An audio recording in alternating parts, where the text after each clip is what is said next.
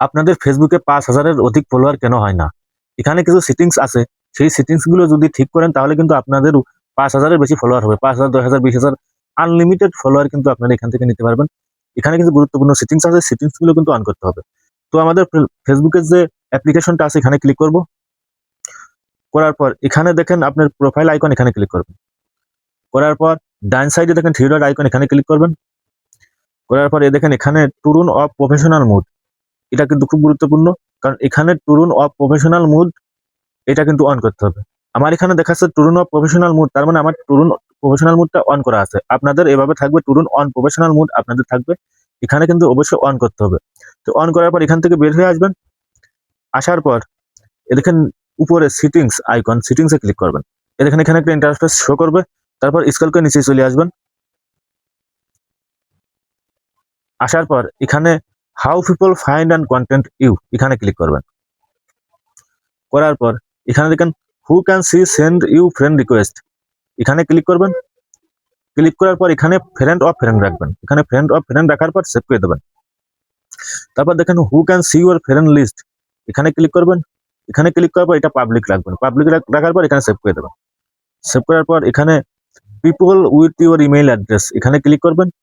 করার পর এখানে কিন্তু নো ওয়ান করিয়ে দেবেন। কারণ আপনি এখানে পাবলিক ফ্রেন্ড করে দিলে কিন্তু আপনার ফ্রেন্ডের কাছে আপনার জিমেইলটা চলে যাবে। জিমেইল চলে গেলে কিন্তু আপনার পরবর্তীতে জিমেইলটা হ্যাক করার সম্ভাবনা থাকে। এজন্য এখানে নো ওয়ান করে দেবেন। করার পর এখানে সেভ করবেন। তারপর আবার দেখেন people with your phone number, এখানে ক্লিক করবেন। করার পর এখানেও নো ওয়ান করিয়ে দেবেন। করার পর এখানে সেভ করবেন। করার পর এখানে এখানে যা for people with your phone number delivery request to, এখানে মেসেজ রিকোয়েস্ট, এখানে যেভাবে আছে স্ক্রিনশট দিয়ে রাখবেন, দরকার যেভাবে আছে সেভাবে রাখবেন।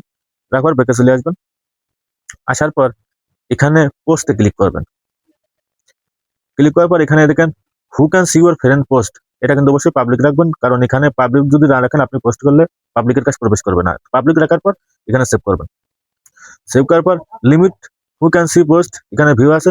তারপর এখানে দেখেন allow comment summarize on your post, এটা কিন্তু অন রাখবেন। Always share post to story, এটা অন রাখবেন। রাখার পর ব্যাকে চলে আসবেন।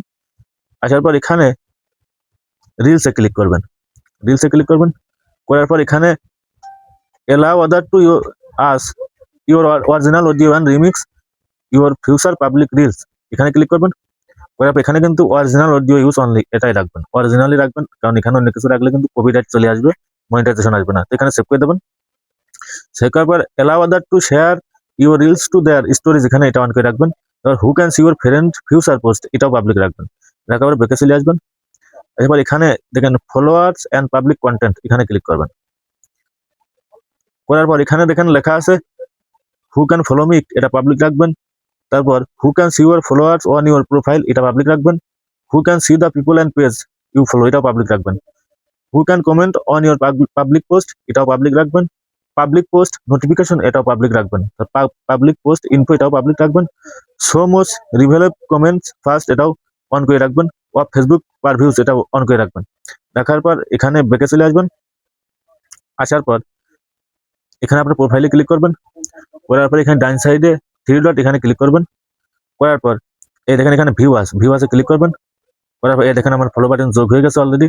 আপনাদেরও এই সেটিংস গুলো যদি ঠিক করতে পারেন আপনাদেরও ফলো বাটন অন হয়ে যাবে। ফলো বাটন অন হওয়ার পর আপনার কিন্তু সবাই ফলো দিতে পারবে, আপনার ফ্রেন্ডও বাড়তে থাকবে।